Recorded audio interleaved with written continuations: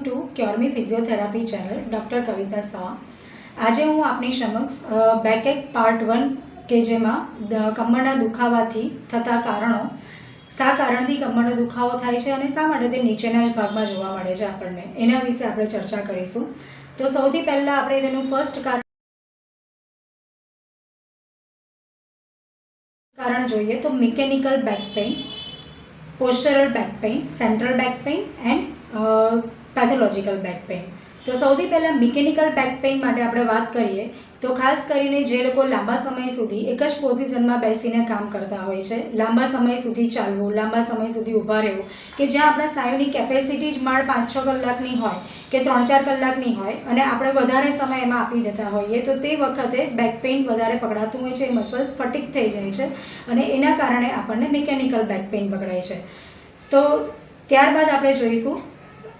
પોસ્ચરલ back pain. Postural back પેઇનમાં જ્યારે આપણે કોઈપણ પોઝિશનમાં લાંબા સમય સુધી બેસીએ અને એ પણ ઓકવર્ડ પોઝિશનમાં, જેમ કે સિટિંગ પોઝિશનમાં લાંબા સમય સુધી વર્ક કરતા હોઈએ અને સાઈડ ઓકવર્ડ પોઝિશનમાં જતા રહીએ, પાછળ બેક ઊંધી રાખીને કામ કરીએ, લાંબા સમય સુધી બેસીને ટીવી ઓકવર્ડ પોઝિશનમાં જોતા હોઈએ, ઊંધા પડીને ટીવી જોતા હોઈએ કે મોબાઈલ મચડતા હોઈએ, તો આ બધું જે પેઇન પકડાય છે તે પોસ્ચરલ એટલે કે પોઝિશનલ પેઇન હોય છે કે જે આપણે ઓકવર્ડ પોઝિશનમાં વર્ક કરીએ છીએ તેના કારણે થાય છે। લાંબા સમય સુધી ઊભા રહેતા હોઈએ તો એક પગ પર વધારે વેઇટ આપીને ઊભા રહેતા હોઈએ તો એ વખતે જે સાઈડમાં દુખાવો પકડાય છે તો એ વખતે મસલ ટાઈટ થઈ જાય છે અને ટાઇટનેસના કારણે આપણને પેઇન પકડાય છે, એટલે કે મસલ ઇમ્બેલેન્સમાં જતો રહે છે, એટલા માટે પેઇન પકડાય છે। ત્યાર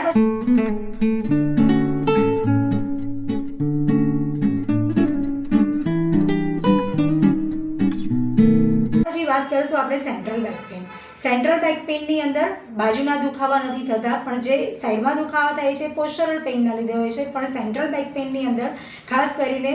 એજ ફેક્ટર વર્ક કરતું હોય છે કે સાંધાનો ઘસારો હોય, ગાદી ઘસાઈ ગઈ હોય કે પછી ગાદી આગળ ખસી ગઈ હોય કે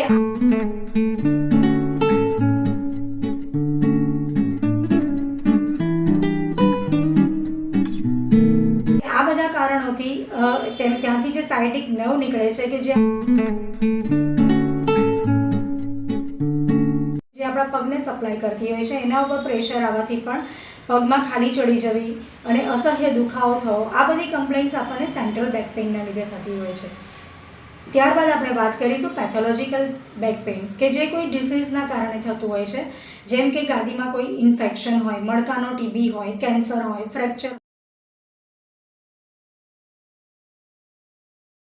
હોય કે આ બધા કારણોથી જે દુખાવો પકડાતો હોય છે તે પેથોલોજીકલ બેક પેઇન હોય છે। તો આપણે આજે વાત કરી mechanical back pain, postural back pain, central back pain and pathological back pain. હવે આ આપણે કારણો તો જાણી લીધા, અમુક વખત આમાં ડાયટ પણ બહુ મોટો રોલ ભજવતો હોય છે, જેમ કે વિટામિન ડી ડેફિશિયન્સી હોય,